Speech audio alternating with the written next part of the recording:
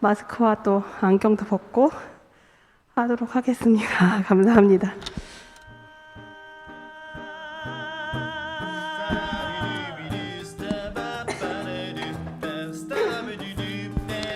쉬는 시간이 너무 짧아서 강사 목사님 보내드리고 화장실 가고 막 뛰어다녔더니 좀 숨이 찹니다. 소명학교에서 사회를 가르치고 있는 허윤정입니다.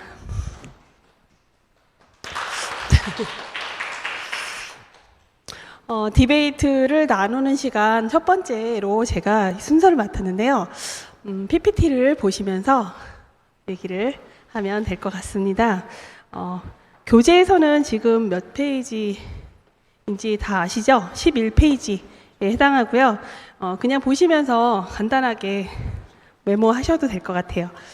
원래 디베이트를 나누는 시간 또는 디베이트 사례를 나누는 시간에 대한 기획은 저희가 경험한 선생님들이 사례를 나누면서 선생님들께 뭐 여러 가지 도전과 정보와 은혜를 나누자인데 토론 수업은 하셨어도 토론이 아니라 디베이트가 뭐지 이런 분들에게 그냥 사례만 나누는 건 좀 낯설으실 것 같아서 첫 번째 순서를 맡은 제가 조금 디베이트에 대한 아웃라인을 좀 같이 그리고 제 경험을 조금 서사적으로 이렇게 나누도록 하겠습니다.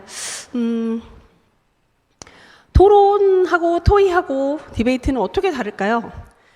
보통 생각하실 때 토론, 디베이트는 토론의 영어 아니야? 막 이렇게 생각하실 것 같아요. 거기에 대해서 우리가 정의를 조금씩 내리면서 점차 우리의 논의의 주 대상인 디베이트로 가보고자 합니다. 토의는 디스커스라고 하죠. 그래서 두 사람 이상이 모여서 공통 관심사를 가지고 어떤 것을 해결하기 위해서 의견을 나누는 걸 우리가 토의라고 합니다. 그래서 여러 가지 보기가 있을 수 있고 꼭 찬반이 있지 않는 경우도 토의라고 하죠. 우리가 좀 의식은 뭐로 먹을까? 뭐 이런 거, 뭐 중식, 일식, 뭐 양식 막 다 나올 수 있죠.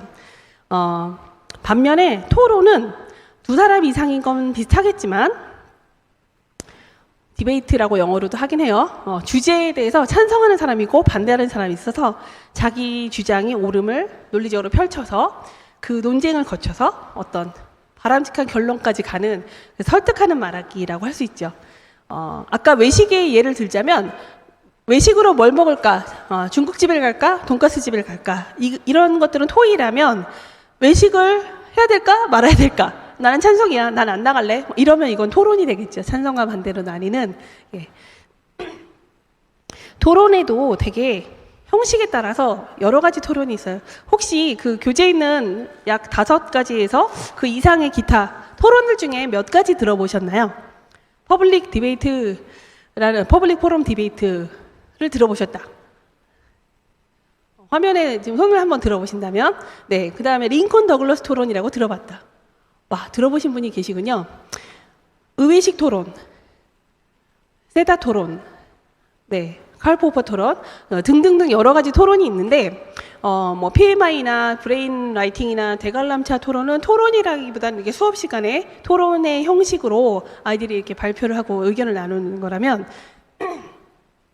제가 퍼블릭 포럼 디베이트의 줄을 쳐놓은 거는 요거는 이제 조금 교육적인 목적을 가지고 미국의 그런 토론 디베이트 협회에서 교육적인 목적을 가지고 좀 만든 거고요.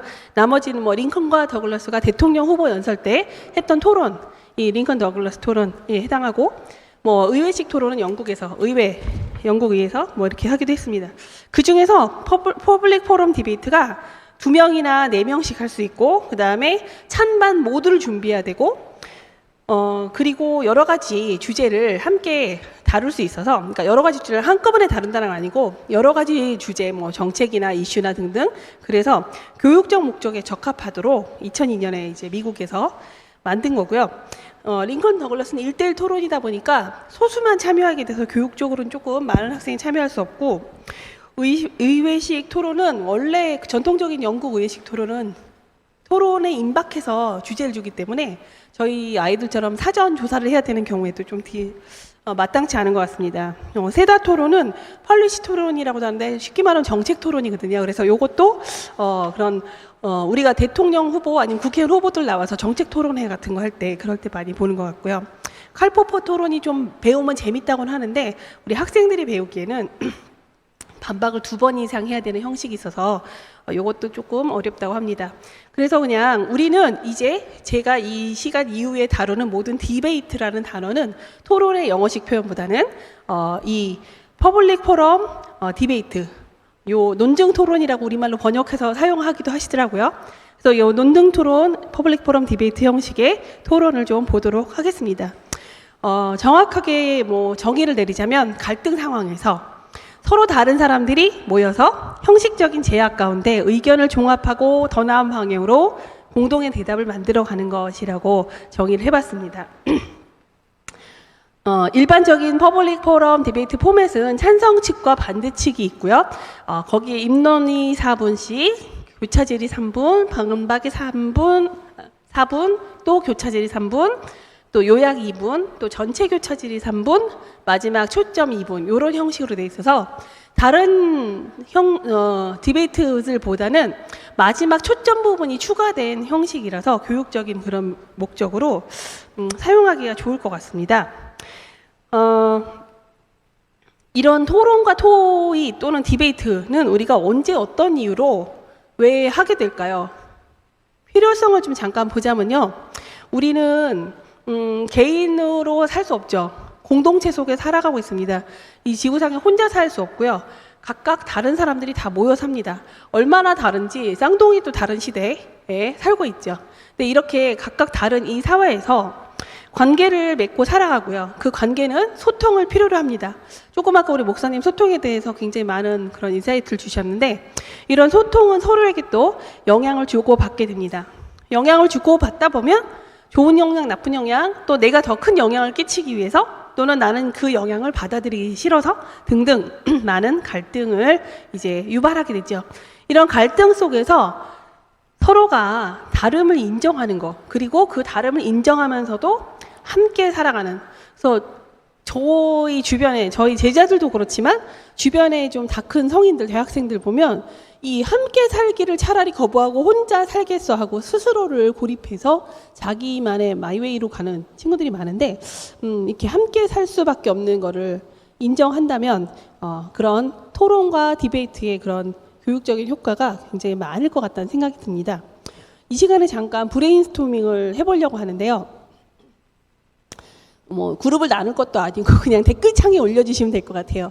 토론과 토의 디베이트의 공통점이 나는 뭐라고 생각한다. 요거 한번 올려줘 보실래요? 토론과 토의와 디베이트. 아니면 뭐 3개 중에 2개만의 공통점이라도 떠오르시는 대로 한번 적어줘 보실래요?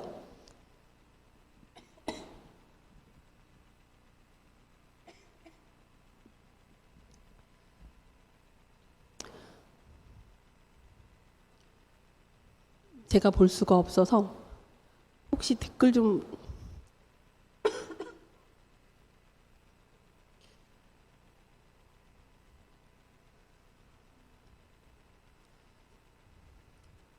제가 제 노트북으로 댓글을 보려면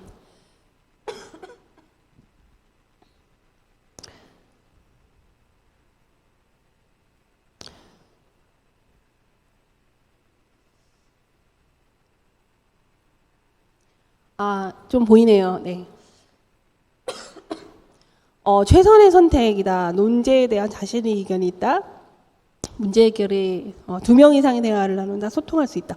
되게 많이들 금방금방 잘 올려주시네요. 네. 이 모든 것들을 제가 미리 이 PPT를 만들면서 한번 요약을 해봤습니다. 지금 올려주신 걸 바로 요약한 건 아니고요.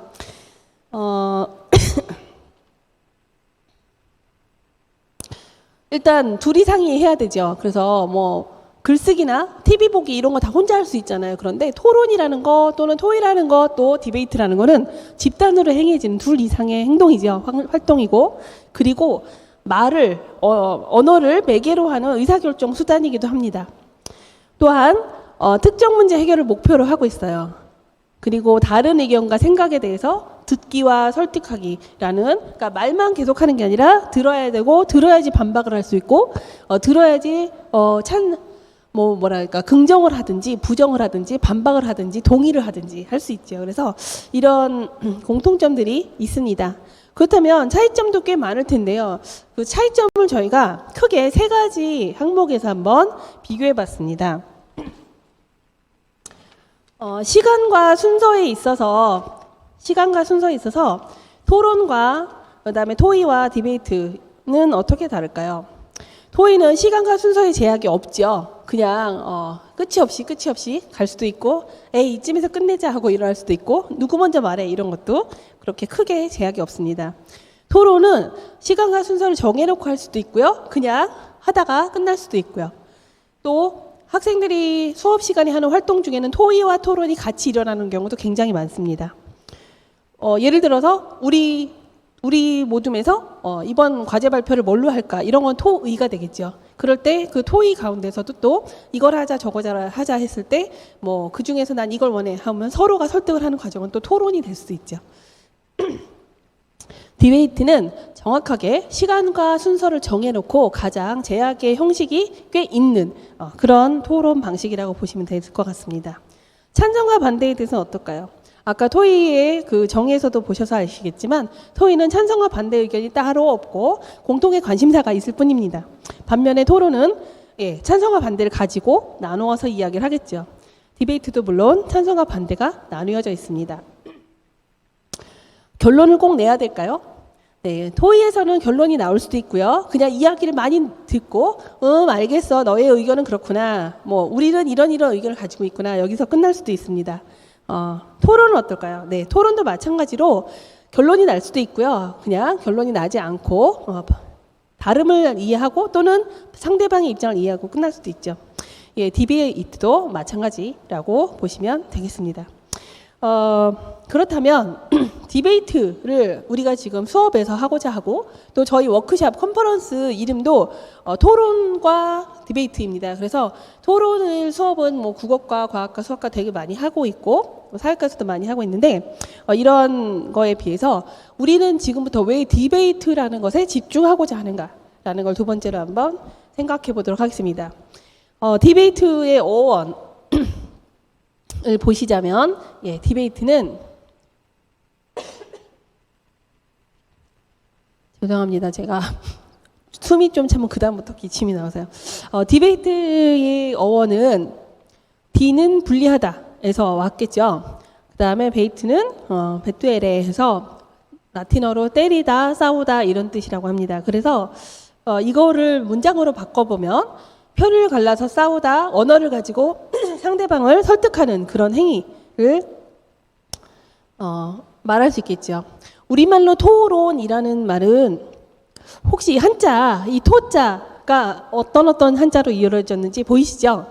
네, 말씀원의 마디촌입니다. 그래서 말씀을 마디마디 분석하는 거라고 볼 수 있고요. 론자에서는 이게 말씀원이 또 들어가 있어요. 그런데 거기다 둥글 윤자를 씁니다. 바퀴륜에 들어가는 거죠. 그래서 둥글둥글하게 말을 조리 있게 하는 거. 그래서 요거 두 개를 또 합쳐서 문장을 만들어 보면 어떻게 될까요? 상대방의 말을 분석하고 자신의 말을 조리 있게 하는 거. 이게 토론이라고 할 수 있죠. 그러면 토론하고 디베이트는 어떻게 같은가요? 다른가요? 그냥 단지 토론을 영어로 해석해서 또는 디베이트라는 영어를 토론으로 그냥 치환해서 번역해서 쓰는 거라고 보기에는 조금 범위의 차이가 있을 것 같습니다. 그래서 범위를 굳이 제가 조금 만들어 보자면 이렇게 할 수 있지 않을까. 그래서 토론이 수많은 형식들 중에 조금 더 형식적 제약이 있고 순서가 정해져 있는 이 부분들로 상대와 다투는 형식이 되는 것이 디베이트라고 볼 수 있겠습니다. 디베이트의 교육적 효과는요, 인터넷만 찾아보셔도 요즘에 너무 그 수많은 디베이트 협회와 또 교육과 또 그런 학원과 또 그런 기관들이 많아서 굉장히 많은 선전을 위해서라도 올려놓으셨어요. 근데 제가 그 중에서 몇 가지만 좀 추려서 좀 보자면 일단 리서치 훈련이라고 할 수 있는데 자료조사 능력이 굉장히 아이들이 탁월해집니다. 왜냐하면 이런 어떤 주제가 딱 주어지면 그걸 자기가 자료를 찾아야 되고 자료를 찾은 것을 다 어느 정도 비판적으로 읽어서 읽는 과정에서 읽기를 할 수 있고 그래서 그런 여러 가지 쓸모있는 자료를 얼만큼 잘 분별해서 조사하느냐 그리고 그거를 얼만큼 비판적으로 잘 읽으느냐 이런 능력이 발달할 수 있고요. 또 이렇게 한 것을 갖고 논리적으로 말로 잘 꿰어서 맞춰야 되는 그런 훈련도 되겠죠. 경청이란 말을 우리가 참 굉장히 많은 상황에서 쓰는데 특별히 선생님들은 내 말 주위에서 들어 이걸 경청으로 되게 많이 쓰실 것 같아요. 근데 디베이트에서의 경청은 좀 더 비판적으로 제대로 듣는 거죠. 왜냐하면 그 친구의 말을 듣지 않고 상대 측의 말을 듣지 않고 내 말만 계속해서는 반박이 일어날 수 없잖아요. 그래서 상대의 말을 비판적으로 듣는 사고 능력과 경청 능력이 같이 자랄 수 있고 또 논리적으로 그걸 글로 써야 되죠. 왜냐하면 입안문이나 아니면은 근거 1, 2, 3 이렇게 해서 결론까지 내는 그래서 흔히 외국에서 이렇게 훈련한다는 그 에세이 형식이 굉장히 잘 훈련되는 그런 효과가 있습니다. 우리 교육에서 흔히 메타인지 하는데 메타인지 쉽게 한마디로 말하면 자기 자신이 얼만큼 하는지를 자기가 아는 거잖아요. 예, 그게 메타인지라고 쉽게 표현할 수 있을 텐데 이러한 그 메타인지 능력이 굉장히 높아집니다. 제가 디베이트 지도를 할 때 보면 학생들이 이런 걸 준비하고 거기에 대해서 반박을 준비하고 반박에 했을 때 상대가 나올 재반박을 준비해서 반박의 재반박을 또 준비합니다. 이런 것들 통해서 이거는 우리가 자신 있게 근거가 있어요. 그런데 이거는 근거가 빈약해요. 이런 것들을 서로 알고 나누고 하는 상황에서 굉장히 메타인지 능력이 많이 올라가는 것 같습니다. 대회와 정규 수업의 그런 차이점을 좀 나누고 싶은데요. 제가 이 대회와 정규 수업의 차이점을 나눈다는 거는 토론 수업이라는 것을 여기 계신 선생님들이 적어도 오늘 내일 여기 이 프로그램에 들어와 계신 분들은 어떤 모양새로든지 토론 수업에 연관이 좀 있으신 과목이거나 담당이실 것 같아요. 근데 과목에 따라서 또는 뭐 컨텐츠에 따라서 구성원이나 형식에 따라서 목적에 따라서 다양한 그런 토론 수업의 모양이 있죠. 저는 그 중에서 제가 했던 수업 시간의 토론이라는 방식을 사용했던 거를 사진으로 좀 나눠보자면 법과 정치 시간에 학생들에게 18세 선거권 부여에 대해서 찬성과 반대를 나눠서 법과 정치 친구들이 수업을 듣는 친구들이 이렇게 찬성 반대로 나누어서 토론하고 그 중에서 선생님들이 배심원이 돼서 이렇게 채점을 해주신 수업을 한번 해본 적이 있고요. 또 국어과하고 통합 수업을 해보기도 했어요. 그래서 국어과하고 통합 수업을 할 때는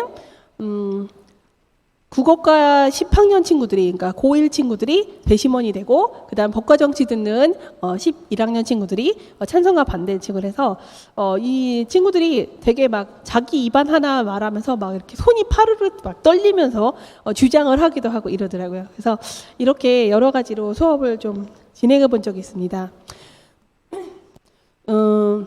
그런 가운데서 저희가 14쪽에 보면 그냥 간단하게 17년, 18년, 19년, 20년에서 제가 대회에 참가하면서 경험했던 것들을 그냥 간단하게 한 줄씩 그냥 괄호를 해놨는데요. 나눠보자면 첫 번째로 제가 학생들하고 대회를 참가했던 건 2017년에 명지대학교에서 열렸던 토론대회가 있었습니다. 이건 이제 디베이트는 아니고 토론 대회였는데요. 국제교육 개발 협력 방안이라고 해서 왜 사회 과목에서는 아실 거예요. SDGs라고. 근데 이거를 중심으로 개발 협력 방안을 학생들한테 만들어 와라. 그래서 그런 지속 가능한 개발에 대한 것을 토론으로 다투어 보자라고 했고요. 그래서 이거를 이제 제가 지도하는 학생들하고 준비를 했었습니다. 그래서 소논문을 먼저 써서 제출을 해서 보내서 거기서 이제 진출팀이 결정돼서 연락이 와서 그 중에 이제 저희가 지도했던 팀이 제가 이제 학생들 되게 많이 모집했었거든요. 그래서 11학년이 3명씩 4팀을 만들어 왔어요. 근데 4팀 중에서 소논문을 쓰는 게 너무 복잡하고 싫어서 이제 한 팀이 떨어지고 3팀이 이제 끝까지 가서 열심히 논의를 했습니다. 그래서 열심히 해서 나갔고 여기서 이제 뭐 금상, 동상, 특별상 이런 걸 탔었는데 여기 있는 요 사진은 제가 지도했던 학생들이 지금 발표하는 거고요.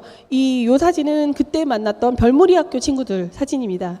그래서 그냥 별무리 학교 친구들은 이제 교복 단정히 입고 나와서, 물론 여기도 이제 그 학교 생활복을 단정히 입고 나갔는데 굉장히 인상 깊었던 그런 대회였습니다. 이 대회를 통해서는 이 대회 지도를 할 때 세 팀이 다 모였습니다. 그러니까 세 팀이면 3명씩 세 팀이면 9명이잖아요. 저까지 교사까지 10명이 늘 시간을 맞춰서 모이고, 그게 이제 연구조사 팀별 주제를 잡고, 그리고 구글 문서를 통해서 서로 첨언도 해주고 자료도 업데이트하고 하면서 이제 시간이 따르면서 맡은 역할을 프레젠테이션도 해보고 또 영상을 찍어서 피드백도 하고 뭐 이런 식으로 해서 이거는 이제 제가 그 구글 문서로 옆에 이렇게 피드백 달았던, 그리고 아이들도 서로 이렇게 막 의견을 올리고 이런 게 이제 이루어질 때는 대부분 일과가 끝나고 뭐 집에 야자가 끝나고 가서 10시, 11시부터 컴퓨터 앞에 앉아서 1시, 2시까지 뭐 이런 식으로 시간이 많이 갔던 것 같습니다. 이 대회를 통해서 지속 가능한 개발이라는 것이 국제교육에 있어서 어떻게 그걸 적용시키는지 이런 걸 되게 많이 개발들을 한 걸 서로 많이 나눠봤고요. 다른 것보다 효과적인 PPT 전달법, 그 다음에 아이들에게 그런 자료 수집 정리 이런 것들에 대해서 굉장히 많이 배우던 시간이었습니다. 두 번째 대회는 이제 그 명지대에서 했던 대회가 너무 토론의 형식과 그 다음에 심사위원들이 너무 우리가 교육적으로 생각하는 거랑 다르다라고 생각을 해서 드디어 한대현에서 디베이트 분과를 만들었습니다. 그래서 디베이트 분과에서 제1회 디베이트 축제에서 미랄두레학교에서 2019년 최저임금은 적절하다라는 주제를 가지고 이제 준비를 했는데요. 저희가 지금 여름에 모이는 것처럼 교사들이 여름에 모여서 워크숍을 하고 주제를 정하고 그랬습니다. 저희 학교에서는 학생들을 모집하고 준비하는데 2주 정도밖에 시간을 쓸 수가 없어서 그래서 2주 만에 이제 팀을 막 부랴부랴 꾸려서 나갔습니다. 그래서 학교별로 한 팀씩 출전해서 3번의 라운드를 리그전으로 해서 승수로 이렇게 결정을 하는 그런 디베이트 방식을 했고요. 그 중에서 이제 마지막 팀들은 앞에 나와서 시연으로 결승전을 하는 그런 양식을 했습니다. 이때도 또 그 지난해에 봤던 별무리 친구들이 또 등장했더라고요. 그래서 또 제가 지도했던 학생들하고 또 같이 사진도 찍었습니다. 이 대회를 참가할 때 역시 비슷하게 구글 문서를 많이 활용했던 것 같아요. 그리고 질문에 대비한 자료를 계속 보완하고, 왜냐하면 이게 최저임금이 의외로 생각보다 경제적으로 또 국제적으로 많은 자료가 많이 이렇게 수집이 되는 그런 분야였었던 것 같아요. 그때 대진표가 제가 사진 찍어 놓은 게 있더라고요. 그래서 여기 이렇게 아이들의 이게 팀 이름을 잘 만들어야 되는 게 이렇게 뭐죠? 욕쟁이 할매 뭐 이런 거 하면 계속 이게 따라다녀요. 상 이름에까지. 그래서 좀 팀 이름 좀 멋있게 만들 필요가 있겠다 이런 생각도 했습니다.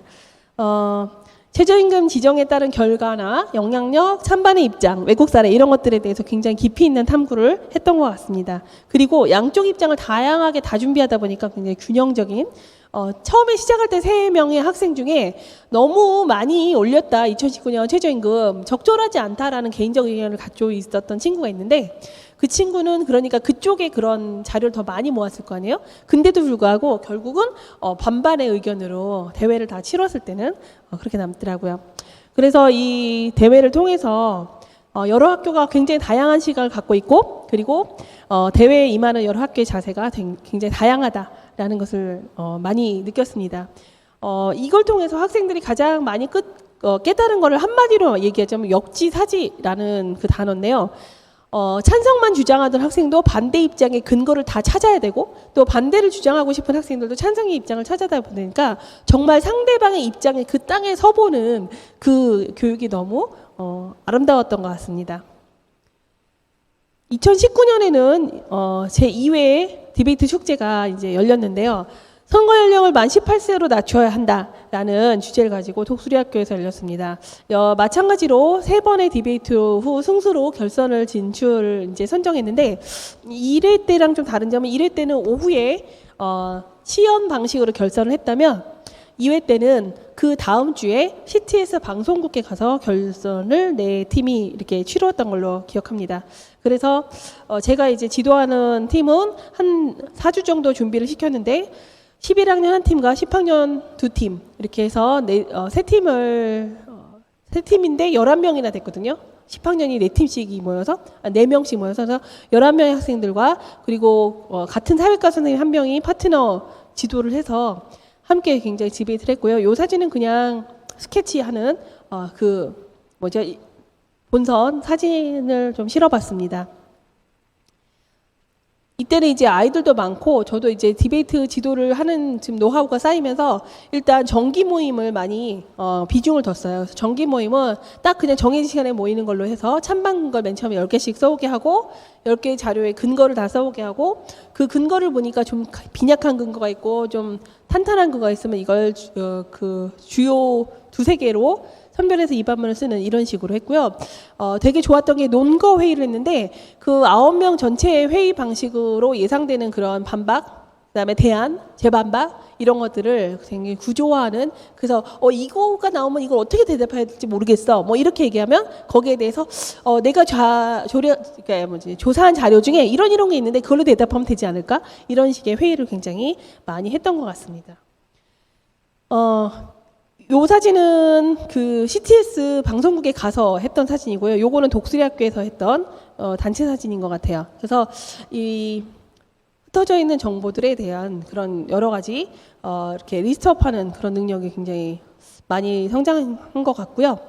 역지사지에 더불어서 결과가 그러니까 저희가 세 팀이었는데 세 팀 중에 세 팀이 승수가 다 좋아서 사실은 세 팀이 다 그 방송국에 네 팀에 가야 되는 방송국에 가야 되지만 한 학교에서 세 팀을 가면 너무 이 축제의 의미가 왜곡된다 해서 두 팀만 가고 승수도 점수가 좀 있잖아요. 그래서 점수에서 가장 낮은 한 팀은 학교에 남고 결선을 안 갔거든요.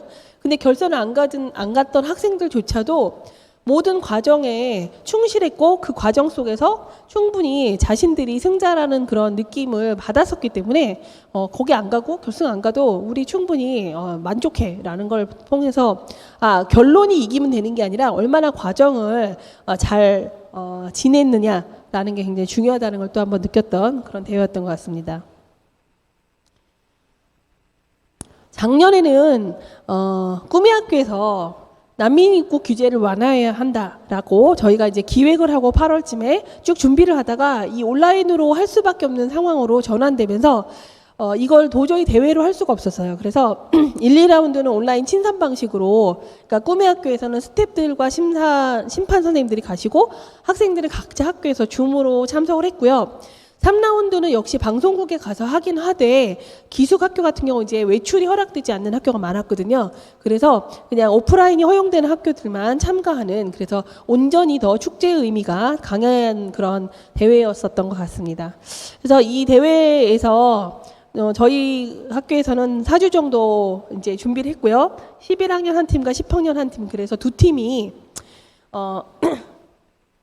준비를 했는데 친선 경기다 보니까 승수를 하지 않고 채점표만 나눠줬는데 채점표에도 이미 승패가 이렇게 점수로 어느 정도 알 수 있게 돼서 각자가 점수 보면서 각자 만족하는 좋은 축제였던 것 같습니다.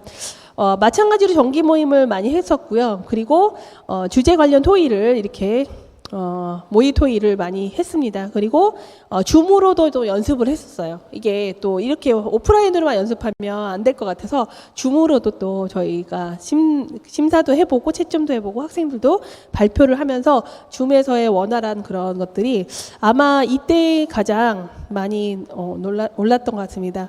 그냥 그 작년에 사진들을 스케치해서 보자면 대진표가 이렇게 있고요. 그다음에 이제 그 전해에 그런 참가했던 학생 중에 이제 졸업생 또는 참가했던 학생의 그런 영상도 그다음에 이거는 이제 선생님들이 참가하고 끝날 때쯤에 이제 단체 사진 찍는 거 이거는 꿈의 학교에서 오전에 라운드를 끝나고 오후에 라디오 방송처럼 생방송으로 학생들하고 유튜브로 소통을 하면서 정말 축제처럼 여러 가지를 했던 것 같습니다. 이 사진은 이제 CTS에 가서 했던 것 중에 3라운드 사진이네요. 이 대회를 통해서는 온라인 진행 운영 역량을 굉장히 많이 키웠던 것 같습니다. 그래서 워낙에 저희들이 작년에 한 해 모든 학교가 줌으로 많이 수업을 했겠지만 그 줌을 통해서도 그런 시간과 그다음에 형식에 제약이 있는 디베이트를 충분히 우리가 해낼 수 있다라는 것들을 알게 된 것 같습니다.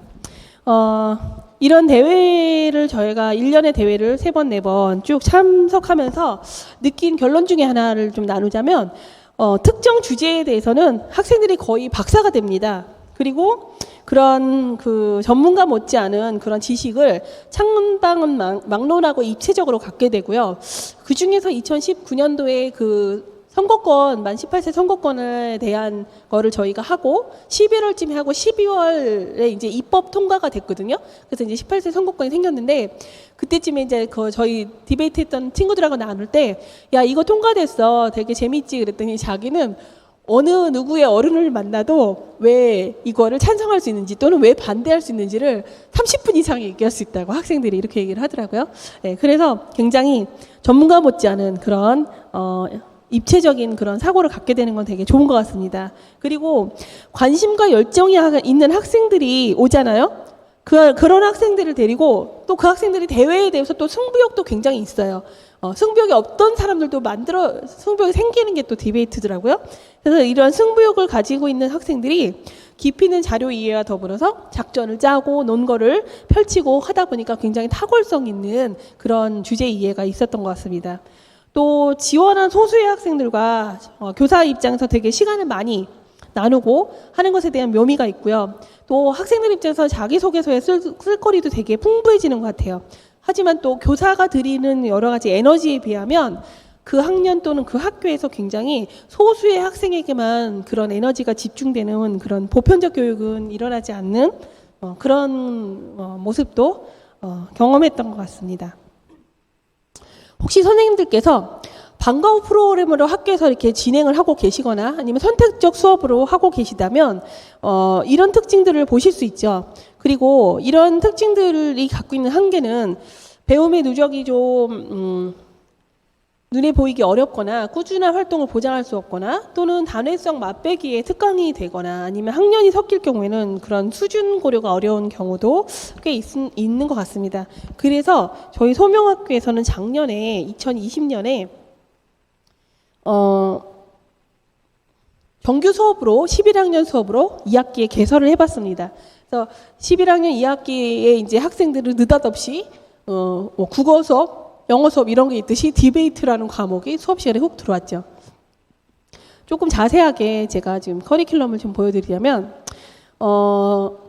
디베이트 기초 이론을 2-3주차 했고요. 그 다음에 이제 실전을 이제 그 주제별로 2주씩 했습니다. 그래서 작년에 디베이트 대회의 주제가 난민입국이었기 때문에 이걸 이제 그 모든 학생들이 한 번씩 다 해보는 게 좋을 것 같아서 첫 번째 주제로는 요거를 그래서 첫째 주는 리서치하고 입안 쓰는 거 위주로 하고 둘째 주는 실전 대회를 하고 그렇게 해서 두 번째 주제로는 소명학교는 미디어 규제를 해야 된다를 가지고 세 번째 주에는 이제 학생들이 선정을 주제를 하게 했는데 아이들이 이제 낙태에 관한 입법 예고는 타당하다 뭐 이거를 가져왔어요. 그래서 이걸 가지고 2주를 했고요. 그 다음에 이제 남북 통일이 되어야 된다 이걸 가지고도 두 주를 했습니다.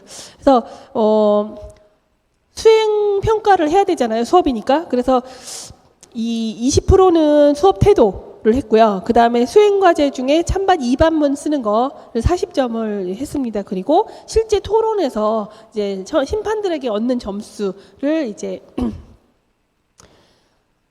점수로 40점을 이렇게 했습니다. 그래서 저하고 또 다른 동료 사회 선생님하고 둘이 팀 티칭 형태로 운영을 했고요.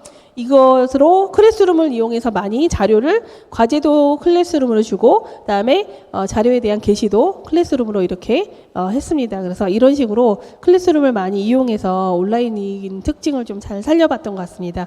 물론 이렇게 학생들이 오프라인으로 나와 있을 때는 또 이렇게 2주차 때 하는 그 토론을 이렇게 해봤고요. 학생들 중에 나머지 학생들이 채점을 하고 있는 겁니다. 그래서 이렇게 돌아가면서 라운드를 해봤습니다. 이런 정규 수업에 대해서 학생들의 피드백을 지금 제가 좀 받았던 거를 근데 여기서 다 나누기는 좀 시간이나 뭐 공간이 그렇긴 한데 뭐 낙태에 관련해서 가장 관심 없는 주제라서 찾는 자료 하나가 하나하나가 모두 뭐 신기했다라든지 많은 시간과 많은 자료를 논리적으로 말하는 능력이 많이 향상됐다. 뭐 이런 학생도 있었고요. 그다음에 뭐 이 가장 새롭게 와닿던 게 난민입국 규제를 완화해야 된다라는 주제. 뭐 여러 의견들을 듣고 나의 입장을 정할 수 있었고, 그다음에 낙태의 이번 입법 이 안에 찬성한다라는 주제가 되게 부족한 점이 많았다는 거를 자료 조사를 통해서 알게 됐다. 뭐 이런 식으로 했는데 제가 학생들 거를 되게 많이 준비는 했는데요. 시간상 그냥 비슷하게 학생들은 대부분 어떤 주제에 대해서 되게 자세히 양쪽의 주장을 왜 그렇게 서로 주장이 많은지 알게 됐다라든지 아니면은 내 입장이 뭔지 몰랐는데 잘 알게 됐다라든지 아니면 토론을 한 뒤에 디베이팅을 한 뒤에 입장이 바뀌었다라든지 이런 식의 내용이 있었던 것 같습니다. 혹시 이걸 들으시는 선생님들 학교에서 정규 수업으로 개설을 하신다면 저희 경험상으로 좀 나누자면 수업 개설할 때 고려해야 될 부분 중에 주제에 대한 수준이나 관심도가 한 반의 학생들에게 일반적으로 비슷하게 와닿기가 쉽지 않더라는 것을 좀 잘 고려하셨으면 좋겠고요. 한 학기를 기준으로 할 때 한 14차시 이렇게 넘는 다회성 수업의 커리큘럼을 운영하고 만드는 것도 좀 고려를 해야 될 부분인 것 같습니다. 또 이게 선택 수업이 아니다 보면 니즈나 관심 없는 학생들이 앉아 있잖아요. 이 학생들을 어떻게 수업에 잘 참여시킬 것인가, 그리고 평가를 어떻게 하고 그다음에 어떻게 공정하게 성적을 부여할 것인가, 이런 것들이 좀 고민할 여지가 될 것 같습니다. 제가 혹시 시간이 되면 나눌까 하고 주제 정하는 거에 대해서 좀 이렇게 페이지를 만들어 놨는데요. 그냥 그거는 제가 혹시 시간이 없을까 봐 그냥 대부분의 답을 다 써놨거든요. 답이라기보다 페이지에 교재에 다 있으니까 그냥 쭉 보시면 될 것 같아요. 그래서 뭐 교과서에서나 상식에서나 삶에서 주제를 가져오시면 되고요. 그 주제들을 학생 수준에 맞게 선정해서 찬반이 명확한 주제로 중립적으로 잘 선택을 하시면 될 것 같습니다. 주제의 종류만 살짝 좀 언급을 하자면요. 주제는 사실 주제, 가치 주제, 정책 주제 크게 세 가지로 나눌 수 있는데, 주어진 명제의 사실 여부를 묻는 거. 아니 사실을 좀 명백한 사실이면 이게 토론거리가 돼? 이럴 수 있으신데요. 이 독도는 대한민국 영토다 이런 거 다 명백한 거잖아요. 그런데 그 사실을 증명하는 그러니까 논거들을 가져오는 게 이제 실패 성공의 요인입니다. 그래서 논거를 잘 찾는 거, 이런 것들이 여기 사실 주제에서 핵심이라고 볼 수 있고요. 가치 주제는 어떤 판단에 대한 찬반 여부를 묻는 거잖아요. 그래서 이렇게 세상이나 사물을 바라보는 안목, 행동 이런 거의 변화를 이 주제를 이렇게 이런 토론을 통해서 많이 바뀌게 됩니다. 정책 주제는 말씀 그대로 주요 단체의 정책에 대한 찬반 여부를 묻는 이런 것들인데, 이런 것들은 굉장히 많이 서로 얽혀 있습니다. 그래서 딱 어떤 하나가 사실 주제다, 가치 주제다, 정책 주제가 카테고리가 딱딱 정해지지 않고 세 개가 막 섞여서 문장을 만들 수도 있죠. 하지만 쟁점은 하나여야 되죠. 좋은 주제를 만드는 질문이라는 것을 제가 그래서 크게 세 카테고리로 좀 나눠봤습니다. 제일 좋은 주제는 내용에 있어서 논쟁이 딱 하나여야 되죠. 논쟁성을 지니고 있는가는 찬반이 명확한가를 봐야 되는 거고요. 그리고 하나의 중심 생각, 쟁점만 있어야 되겠죠. 사용되는 단어의 개념이 명확해야 되고 가치 중립적인 용어로 쓰여져 있어야 되고, 그리고 참여 주체에 대한 고려도 좀 많이 있어야 될 것 같습니다. 그래서 이러한 질문을 하면서 주제를 선정할 때 뭐 주의사항을 하나 더 얘기를 하자면, 문제 삼고자 하는 게 뭔지 명확하게 제시를 해줘야 되는데요. 문장을 쓸 때 하지 않고 있는 것은 해라라는 쪽으로 만들면 되고요. 하고 있는 것은 하지 마라 쪽으로 만들면은 주제문이 되는 것 같습니다. 그리고 특히 찬성 측이 바라는 긍정문으로 기술돼야 된다라는 게 무슨 얘기냐 하면요. 뭐 예를 들어 학교에서 와이파이를 지금 사용할 수 없는 상태다. 그러면 이 사용할 수 없으니까 문장은 어떻게 될까요? 네, 와이파이를 제공해야 한다. 이런 식으로 해라 쪽으로 해야 되고요. 또 PC방 출입을 제한하고 있으면 하지 말아잖아요. 그럴 때는 문장이 PC방 출입을 보장해야 된다. 이런 쪽으로 해야 되는데, 이거를 반대문, 평서문이 긍정문이 아니라 부정문으로 하면 PC방 출입을 제한하지 말아야 한다. 이렇게 되거든요. 근데 이렇게 되면 이제 문제가 되는 게 뭐냐면, 찬성 측이 계속 찬성이지만 반대말을 하는 느낌으로 해서 막 이제 나중에 좀 헷갈려질 수 있어요. 그래서 이런 것들에 대해서 주제가 될 수 없는 것 때문에 개인의 취미나 프라이버시 이런 것들은 좀 규제가 될 수 없겠죠. 제가 좀 길게 좀 첫 시간을 할애했는데요. 결론적으로 제가 사회교사로서 사회를 가르칠 때도 늘 그렇고 학생들한테 늘 말할 때 우리가 기독교 관점에서 어떤 공부를 한다는 것은 어떤 것인가, 제가 선교사님들이 선교지에 가는 과정을 한번 생각해 보라고 아이들한테 얘기를 합니다. 일단은 선교지를 이해해야 되잖아요. 선교지를 이해하면 선교지에 대해서 굉장히 많은 것들을 조사하겠죠. 그리고 그 선교지의 언어와 사고방식을 배웁니다. 그래서 언어와 사고방식을 배우면 그 다음에 선교사님이 가서 자기의 모국어로 말하지 않지요. 그들의 언어로 예수님의 진리를 전달하잖아요. 우리 기독 학생들이 대안학교를 졸업하고 그 상황에서 세상에 나갔을 때 그런 세상의 선교사로 파송되었을 때 이것이 저의 개인적으로 학생들을 가르치는 목표라고 저는 잡고 있습니다. 그래서 세상을 충분히 읽고 세상의 언어와 사고방식을 배우되 그 세상의 언어로 우리가 갖고 있는 진리를 전달할 수 있는 것, 이것이 기독교 교육에 있어서 저희의 목표 중에 하나, 방향이 아닐까 싶은 생각이 들고요. 답정너라는 이야기 많이 들어보셨잖아요. 답은 정해져 있고 너는 대답만 해라는 거. 우리는 어쩌면 교사로서 학생들에게 의외로 안 그런 것 같으면서 열려있어 대답해봐 하면서도 늘 정해진 답을 요구하고 있는 교사의 모습일 수도 있을 것 같습니다. 하지만 우리의 가장 완벽한 모델이신 예수님께서 하셨던 방식을 우리가 사마리아 여인과 우물가에서 나누셨던 대화를 잠깐 기억해 보자면, 물 좀 주세요라고 시작하신 예수님의 말 속에서는 답을 정해놓고 유도하지 않으시고 여인의 질문에 대답을 하시기도 하고 질문하시기도 하면서 결국은 그 여인이 자신의 그러니까 예수님의 언어가 아니라 여인의 언어로 예수님은 진리를 깨닫게 하셨고, 그 진리를 깨달은 여인은 가만히 있지 못하고 마을로 뛰어가서 그 복음을 전달하는 그런 사람이 되는 걸 우리가 볼 수 있습니다. 제가 학생들에게 사회 과목을 가르치거나 또 토론을, 디베이트를 가르칠 때 의지하는 말씀이 세 가지 있습니다. 하나는 로마서 12장 2절 말씀인데요. 이 세대를 본받지 말아야 되지만 우리는 이 세대를 배워야 됩니다. 그것이 하나님의 온전한 뜻이 무엇인지 분별하는 데서 그치면 우리는 거룩한 그런 세속과 분리된 분리주의자가 되면 안 되기 때문에 베드로전서에서 나오는 이 말씀이 저에겐 굉장히 가슴 깊이 와닿는 말씀입니다.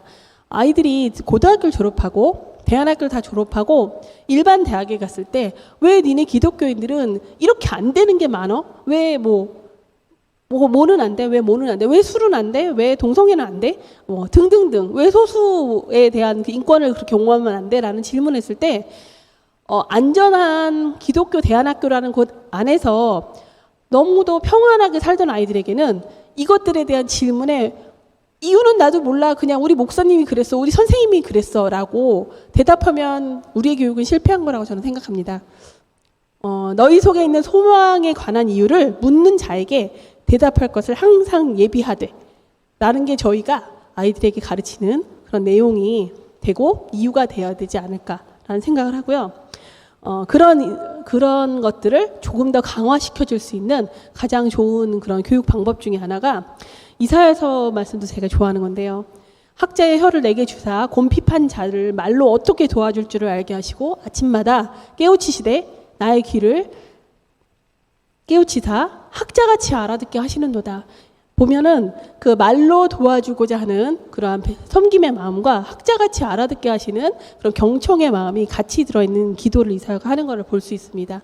어쩌면 이것이 우리가 디베이트 교육을 통해서 하나님의 뜻을 조금 더 가까이 실현할 수 있는 방법이 아닌가라는 생각이 듭니다. 감사합니다.